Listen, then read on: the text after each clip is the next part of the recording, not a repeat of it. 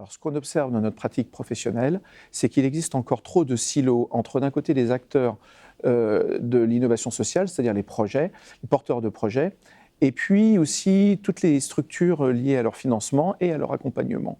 En effet, ces structures ont une certaine aversion au risque, et notamment au risque lié à des financements spécifiques, hybrides, associant à la fois des financements publics et des financements privés. D'autre part, l'ensemble des dispositifs qui existent pour l'accompagnement et le financement sont trop peu connus des acteurs eux-mêmes, sont pas assez spécialisés et ne font pas assez la part belle à des fonds d'amorçage pour débuter des projets. Alors, la pratique de l'innovation sociale renvoie à la pratique de l'expérimentation sur le terrain. Et en termes d'expérimentation, ce qui est très important, c'est de développer la notion de valorisation, parce que tout ce qui peut être valorisable peut être une matière qui permet d'asseoir des financements.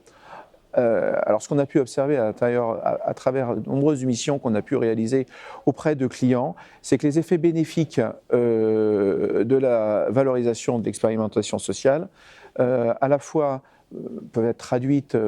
vis-à-vis des bénéficiaires en termes d'effets positifs vis-à-vis de ces derniers, mais aussi de coûts évités vis-à-vis de la collectivité nationale.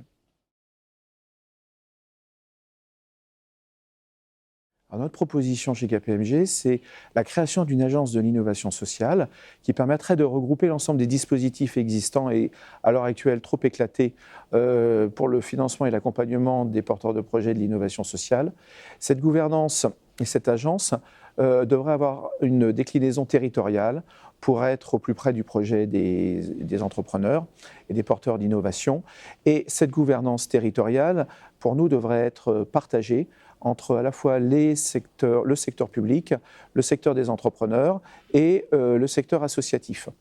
Alors, en plus, ça aurait une vertu, c'est que ça permettrait de remonter des projets d'empowerment des citoyens pour répondre à leurs besoins